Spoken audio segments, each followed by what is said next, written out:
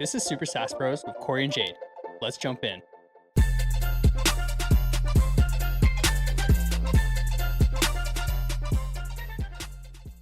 Welcome back to another episode of Super SaaS Bros, the podcast where we geek out about all things SaaS, sharing the stories, strategies, and successes that shape the software world. My name is Jayde Silva. I am your co-host, and I am joined by Cory Silva, your other really cool co-host. I mean, saying that I'm really cool probably makes me super uncool, but whatever. No, you're really cool. You're really the hard ones. Yeah. Today we got a special one for you. So we do our due diligence. We kind of read what's going on in the software world. We are obviously, no experts by any means, but we do our best to make sure you folks are updated. We give you our frameworks, our methodologies into how we kind of attack the software world. I think today, Cory, why don't we just kind of start off and just share how our week's been? How you doing? Dude, I'm doing great. The week's been good. I feel like we learned some pretty good lessons this week, specifically in the marketing and advertising world. So to give some people some insights into our life here, we do use meta ads as part of our paid ad strategy, and our bigger, marketing strategy. We do outreach as well. Mm-hmm. But one thing we wanted to do, we were doing a test. So we basically revamped our entire paid ad strategy. So we created new ads. We had a campaign to basically drive a lot of traffic, and then we had a retargeting campaign. And so we were stoked. We were these videos, they look good. Yeah. The content looks good. We worked through all the headlines, all that sort of jazz. And we ran this basically this campaign for a week, and we increased our budget by 1,000% or 1,500% or something crazy like that. Yeah. And that was a big lesson too. We were playing pretty small before, and one of our biggest takeaways was that we needed to play a bit bigger if we wanted to see results. That's right. So we're let's do it for a week, see how it goes. Yep. And we got to the end of the week, and I think we had some decent page views. We had some decent click through, and we had some people checking out, but we didn't have people converting. Yeah. And so we were just got to the end of the week, and we're man, did we just make another donation to Facebook here? And I think at the end of the day, I think we agreed that we probably did. Probably did, yeah. which is okay. Yeah. Lesson learned. I think the biggest lesson though from all that is, and then I'll talk about the mistake first. In our campaign that we were trying to drive traffic, so we wanted more page views, more people clicking through. We had our performance goal for that campaign as the checkout button, yeah, which is at the very bottom of our funnel. Yeah. But the objective of the campaign was to get people to the top of the funnel, and so there was a disconnect between what our objective was and what the actual purpose of the campaign was. That's right. And so that was our first biggest change, was just creating a campaign just for traffic, just to get people in the door, inside the first part of our funnel. Yeah. And so we made that change pretty quick. And even we were just talking about earlier today, we have gotten better results already with 1 day of revamping that than we did over that 1 week. Yeah. And then the other one was our retargeting ads. So we had a retargeting ad that we wanted to run, which was basically hey, people who have visited our website in the last 10, 15, 20 days or whatever, yep, we feed them an ad that gives them a free lead magnet, a free something, a free guide or whatever to just be here, and a token of good gesture, here's something to remember our brand by. And it didn't run at all. $0 were run under that ad, and I didn't know why. Yeah. But it was partially because there was no traffic coming to our website, so it couldn't get out of the learning phase. There's this learning phase with Meta. Yeah. And so it wasn't running. Yeah. It was I don't know what you want from me, so it didn't do anything. Yeah. So 1 day after changing those things, we have one campaign for traffic now, yeah, and one campaign for conversion, yeah, which is that retargeting one, and both of them have activity in the 24 hours, when the one didn't have any activity for a full week. So yeah. So this is all new to me, right? This is all kind of new to us in terms of marketing, yeah, on Meta, running ads, things like that. Yep. Understanding what it means to be in a learning phase. If we were to have this conversation 2 weeks ago, I would have had no idea what you're talking about. So I think like this constantly like just goes to show how like building and just like iterating and just trying and just like brute forcing things you're obviously going to learn. And this is kind of like why we're here, so that you can kind of learn from what we're doing, our mistakes, what's going right, what's going wrong. We kind of want to like build in public, right? So like we've built 5 or 6 different micro-SaaS products that we've gone out there. Some of them are driving revenue, some of them aren't. And now we're on this like marketing and selling campaign, right? So like we're trying to like experiment with different ad types. We're running like Facebook ads that Cory just mentioned, and we're learning about how to do it, right? So especially with right now, we have one of our products called ShipAngular. It's a boilerplate for kind of any software developer if you're trying to get your product out, from idea to production in less than 5 minutes. This is kind of how we market the app. And it really is exactly that. We really help guide the developer to build and launch a product in less than an hour. And it's really that straightforward. But our campaigns, and we were trying to get this out there and showcase the power of this product. These what we call like goals or metrics, or like what our pixels are kind of tracking, these Facebook pixels. Just like Cory said, like we had our objective was to, have these guys run and then have our retargeting campaigns to kind of just like re-hit these guys like right like all over again. And that just didn't happen. It didn't happen because we just didn't know, but now we know. And now we're gonna just, we're gonna crush it. And that's just how this works. So lesson learned just for the week. Yeah, it's very hard. I think we learned that it's very hard to convert a cold audience like off the first bat. And that's what we were initially trying to do. We were trying to like get people who would purchase the product, who could get value from it. But it's a game of volume sometimes. Like people need to see the ad multiple times. They need to see it again in a different way before they actually decide they want to go click through and purchase it. So yeah. Exactly. And it's funny now because like kind of just like Cory just said, we were initially attacking these like people at the bottom of our funnel, and then we were realizing that like they would hit our Stripe page, which we kind of tracked through like this like checkout event. We wouldn't convert. And we're like, even right now, we're at this point where we're trying to figure out like, why aren't these guys converting? Like what's going on? Because they're seeing the ads. We know they're hitting the landing page. They're able to, we have demos of what the app does, what the boilerplate does. We know that they're scrolling up and down. We can see all of that. We know they're clicking on our checkout button. It takes them to a Stripe page, and they just don't finish. So we're trying to figure out why. We're not sure if it's a pricing model. We're not sure if it's a demographic problem. Like so. If you're hearing this and you have any ideas, shoot us an email because we're trying to figure it out as well. But right now, I think it's like I said, like we're building in public. We're trying to figure out what's going right, what isn't going right. So today is Black Friday. So if you're hearing this, probably past Black Friday. But odds are we're going to be having like Christmas sales and New Year's sales as well. So go check it out. Go to shipangular.com. You can check it out. Enter in a promo code that we have right there. And get the boilerplate to kind of get your app from idea to production in less than an hour.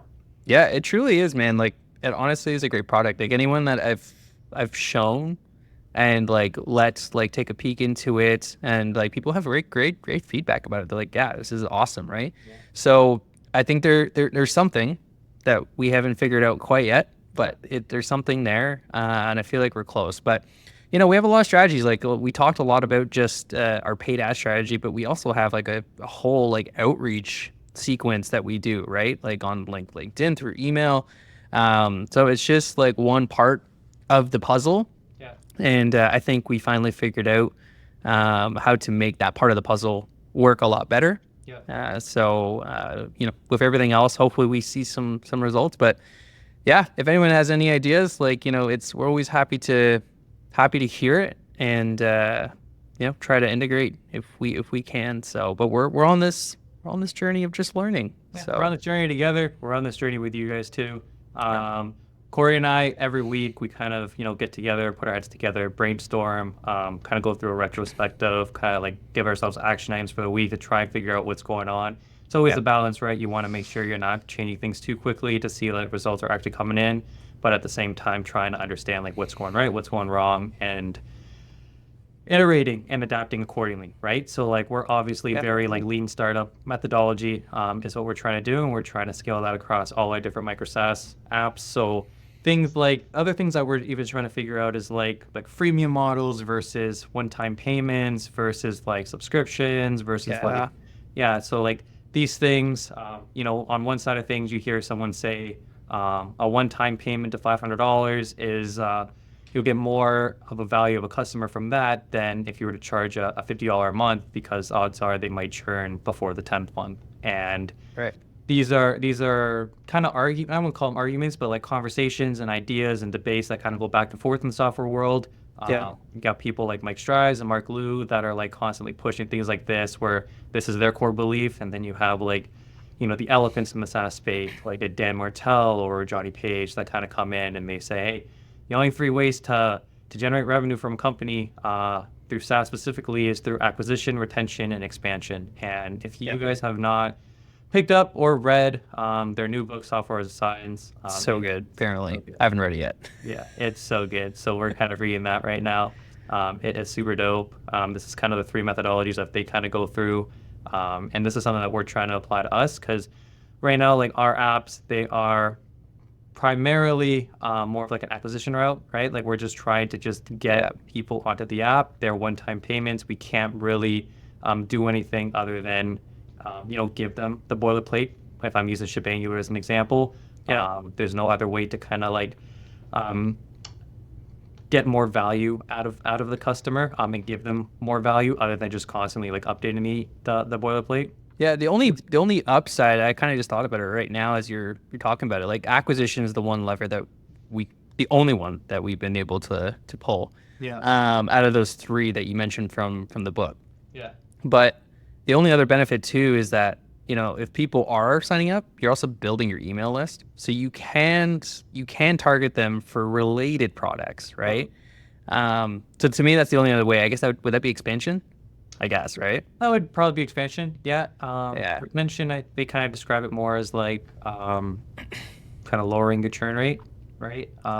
Where they're just keeping them involved and engaged and not having them churn away, and then kind of, you know, upsell them in some other way. And it's kind of what you're saying, have their email and then just see what other things you kind of give them value for. So I wanted to know what's your belief then? You have like, you know, we talked about there's these two sides of like the one-time payments might be worth more than someone who might churn out before that amount. What do you think? What side do you lean more towards? I think it makes more sense to have more levers to pull. You can try and maximize the LTV of any customer, and using those three levers, which makes sense. Like those are the only possible ways you can. I think it absolutely makes sense. But on the flip side, with a product like a boilerplate, that's really all you can give them is a boilerplate. Now, if you want to expand past a boilerplate and trying to build something around that, it's a completely different conversation. I don't know what that would look like, but it could look like something. And I feel like I'm like starting to come up with ideas on this podcast, and like it's why we do this, guys. We're just like, hey, maybe just talking out loud might actually solve a problem, and help us think. But I would say the side that I'm on is it's kind of like the software as a science side, or kind of what they explain. Man, it's interesting that you mention it. You're like with ShipAngular, it's like how do you extend that value, right? Like, and because you can't really do a subscription, but could you? So a good example is like Screen Studio. So I don't know if you've taken a look at how they do it, but basically you can pay for it once, and you'll only get updates for the first year. But if you want updates past that year, you got to pay for they call it a license. Got to pay for the license again. You could do the same for a boilerplate if you plan on updating the boilerplate. You know, so now I don't know what further updates could be useful, or even if there's like, I don't know, like different types, like different, like you know, they look a little differently. But that also could be a way to extend the value is just having like updates, right? Totally. Yeah. And people pay for, the first time they pay, they get 1 year of updates. Yep. But if they want more updates, they got to pay, a different price or whatever, pay for the license again or something. Yeah, it'd be exactly that. You would basically go in that direction of like depth, right? But then you can also kind of like scale it horizontally, which is what you're saying about like different types. Right? Yeah. Access to different types. Yep. And just pay for that as like a subscription, have the updates. Like that makes a ton of sense too. Yeah. Yeah. Curious. So I know you said more on the subscription side. I feel like I am too. Like I just think the recurring model is just, I don't want to say easier, but there's more options, like you said, to scale, and also in terms of like truthfully in terms of exits, like a lot of the recurring models as well, like tend to have like really great multiples on exits. So it's a sought after model, right? Yeah. Now, do you feel like there's subscription fatigue in the market? Yes, I do more than ever. Because there's a lot, right? Like, There's definitely a lot. But I also think that there are some people that just don't think twice about certain products that they don't. Sure. If the value is there, I don't think there's any fatigue. Like I think people are happy to pay $5,000 a month if it's bringing them in $25,000 a month. Yeah, totally. Yep. So, yeah, those are my thoughts. Cool. Yeah. I feel like I think the same way. It's true. Yeah. Cool. So I think for right now, because I say, we kind of like do our weekly discussions, we have our own retrospects, we have our own action items. So to kind of give you guys an idea of like what we have kind of coming next. So we've been experimenting with SaaS marketplaces where people can kind of go on and buy and sell different SaaSes. Yep. So initially when we started this kind of mission on like building micro-SaaSes, we just kind of found ideas and then just built a solution around it. And then that kind of took us in the direction of let's just build kind of like founder-led products. And what we mean by that is like taking a startup to scale up and helping them get to a certain place that helps them save a lot of money, save a lot of time, get their idea to market a lot quicker. Because this is what we've struggled with for years. This is what we value. We know a lot of other companies would value it. So this is what we're doing. So some of the initial products that we built, not that they're not great, we just feel like we're just not as passionate as we once were about them. So we've looked into some marketplaces. You guys have any other ideas on like other marketplaces? But we've looked into Microns, we've looked into Acquire, we've looked into pre-rev market or pre-rev dev market. So there's a few of them. We're like super excited because we've never kind of gone through that kind of process. So would love to hear some feedback on that. I don't know. What are your thoughts, Cory? What do you think is going to happen with all that? Yeah, I mean, I don't know. It will be an interesting one to get those up there, see if there's any traction with them. Yeah. I've never personally tried to purchase like any pre-rev or small rev like businesses. Yeah. But some people might find it attractive because think about it. If you want something built but you don't know how to build it, what's easier? Hiring someone to build it or buying something built? Yeah, exactly. So I feel like that might be the play. There might be something there where people go and they're like, oh, it's basically what I want. And they're selling it for, less than what I would pay like, a full-time developer or like a really, really high-end agency or something like that. Yep. And they can take that and they just need someone basically to maintain it, which is not bad. So I think that might be the play. People might find that attractive. People who have like domain experience in those areas that, we kind of just lost some passion for, that maybe they can take it the distance because they have the network, they have the experience, the expertise. Yeah. So, yeah, that's kind of our idea, right? Like we understand that there are probably other people out there that can take what we've built and scale it, that are probably a lot more passionate about it than we are. And that's kind of like, that's the hope. So that's kind of why we did it. Yeah. I think it'll be a good experiment. If we do get like offers for it, I'm super intrigued to go through that process. And I want to want to document that process. Yeah, so that's another thing that we're doing, right? So like about like building a public, but we're building SOPs for everything, right? Like we want this whole experience that we're doing to be completely automated. So we're trying to do everything from like the point of inception and just understand the whole pipeline of what how it goes from basically starting a brand new project to the point of either it gets to a certain revenue state or it gets bought out or whatever. That whole thing needs to be documented, whether it's through our podcast, whether it's through our SOPs, whatever it is, so that you guys can have a full insight on what this whole experience is like.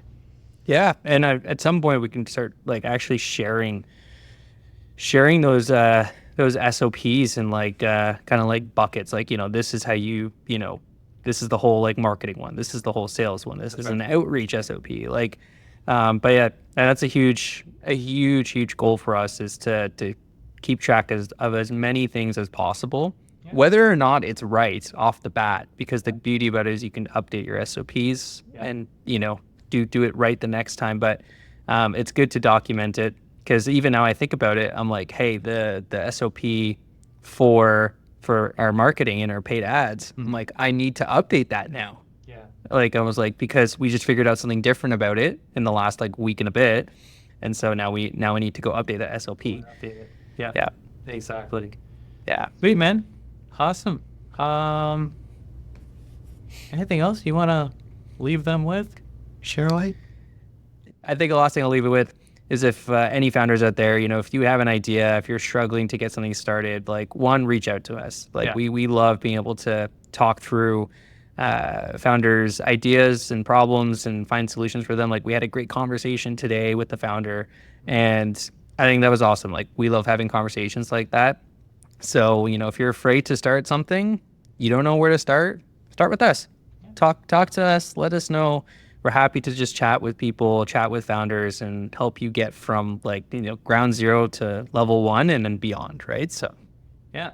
Or if there's anything you guys want us to cover on here that you would kind of just rather have, hit us up. You can kind of like, we are the Super SaaS Bros. I think we need to still set up a supersaasbros.ca site. I don't think we got that yet, but we will have that set up very shortly. Yeah. You guys can contact us through that, but you can reach out to Cory at cory@venturegalactic.ca or me at jayde@6summit.io. Yeah. Hit us up, right? If you have any questions, if you kind of want us to cover anything, we would love to, create more content that is kind of revolved around your ideas, so that we can help as many people as possible. So yeah, that's it. We are the Super SaaS Bros. Don't forget to like, comment, subscribe. You can find us on Apple Podcasts, Spotify, all the good platforms that we're all on. And yeah, it's just, share us with your nerdy friends, with all your sassy friends. And we'll get this thing growing. And yeah, we love building in public, and we want to see what you guys build in public as well. So there you have it. Thanks a lot, guys. Sweet. Thanks, everyone. Thanks, guys. Bye-bye. Thank you for listening to another episode of Super SaaS Bros with Cory and Jayde. We'll see you next time.